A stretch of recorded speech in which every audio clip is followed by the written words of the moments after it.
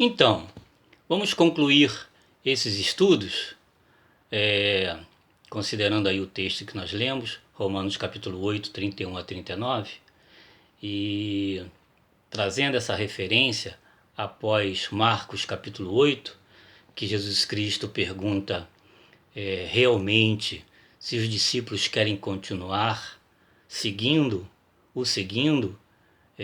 representando então a missão, a obra que ele está deixando ali para eles continuarem.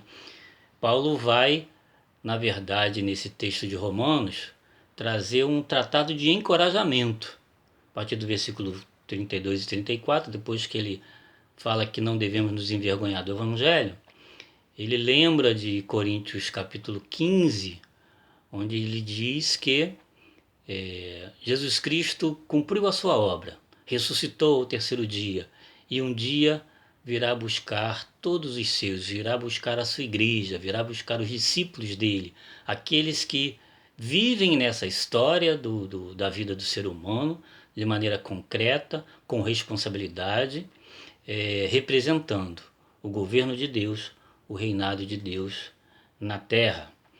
E nesse tempo de pandemia que nós estamos angustiados, temos sim medo da doença, medo da morte, ele vai dizer que não devemos temer a morte, assim como não devemos nos envergonhar do Evangelho, não devemos temer a morte, porque Jesus Cristo foi até a cruz, morreu por nós, ressuscitou ao terceiro dia e foi buscar no mais fundo abismo, no inferno, o poder da morte, a chave da morte e do inferno de Satanás, para dar vida à humanidade, para dar vida a todos aqueles que nele creem, que confessarem que Jesus Cristo é Senhor e Salvador. Podemos ratificar isso no texto de Atos 2, 22 a 24, Hebreus 2, 9 e Apocalipse 1, 18. Todavia, diz o texto, aquele que por um pouco, tendo sido feito menor que os anjos, Jesus, por causa do sofrimento da morte, foi coroado de glória e honra, para que, pela graça de Deus, provasse a morte por todo homem. Esse é o texto de Hebreus. E Apocalipse vai dizer que ele foi lá e tomou a chave da morte de Satanás.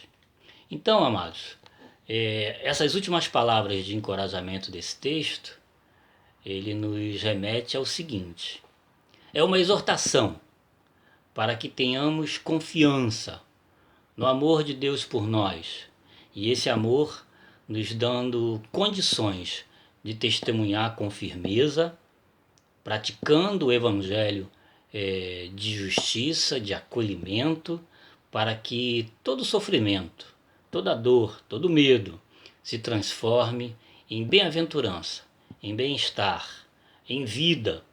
E se no corpo nós temos dores, preocupações, angústias, nós precisamos acreditar que a presença de Deus, a assistência de Deus no seu reino nos dará vida, coragem, saúde para cumprirmos essa missão deixada por Jesus Cristo para os seus discípulos.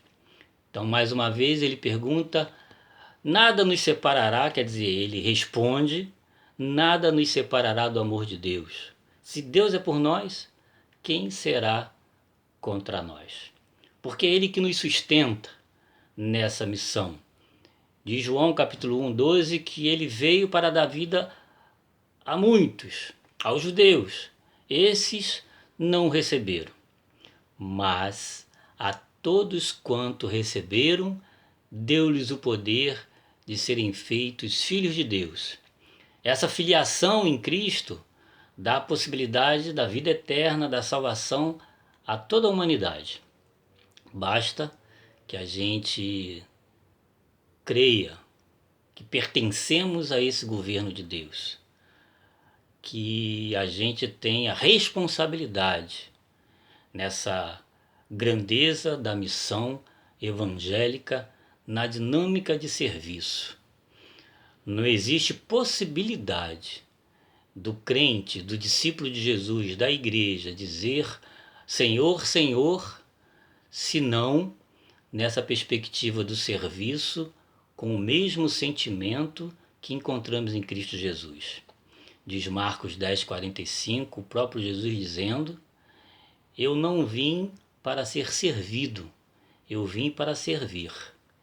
Então todo pastor, todo líder, toda igreja, todo crente que quer ser servido, que quer status, que quer honra, poder, glória e prosperidade para si, num sentimento egoísta, está fora da dinâmica do reino.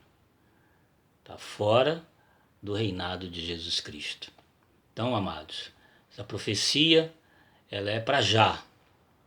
Uma profecia para o presente que vivemos e precisamos viver essas experiências com resistência, superação, na esperança de uma segunda experiência, de uma segunda perspectiva profética, escatológica, que é o nosso encontro com Jesus Cristo, quando Ele vier buscar a sua igreja. Nada nos separará do amor de Deus. Não vai ser nenhuma acusação, nem perseguição, porque resistimos e iremos superar tudo isso. Assim como superaremos aí essa pandemia. E tem mais. Às vezes nada disso acontece, mas ficamos diante da tentação do ter. São ofertas que o mundo nos oferece. Então precisamos resistir a essas ofertas também. Essas ofertas que saltam aos nossos olhos, que são tentadoras. Pertencer ao reino de Deus é a melhor escolha. Então, ratifiquemos e vamos fundamentar a nossa vida nessa esperança escatológica, de um reinado de Deus dinâmico na vida da igreja local, na vida da igreja evangélica congregacional do Fonseca, escolhendo o amor, a amizade, a fidelidade, a comunhão, a harmonia, tal qual encontramos no Deus Pai, no Deus Filho e no Deus Espírito Santo. Então, quem poderá nos separar do amor de Deus? Ninguém, nem nada. Desde que escolhamos e testemunhamos e continuemos a missão que Jesus Cristo deixou para nós, pregando na confiança de que essa economia da salvação é para alcançar homens e mulheres que ainda não estão na presença de Deus. Deus nos abençoe. Vamos continuar nessa perspectiva de aprendermos mais e de alcançarmos a maturidade estudando a carta de Paulo aos Romanos. Que Deus abençoe a todos.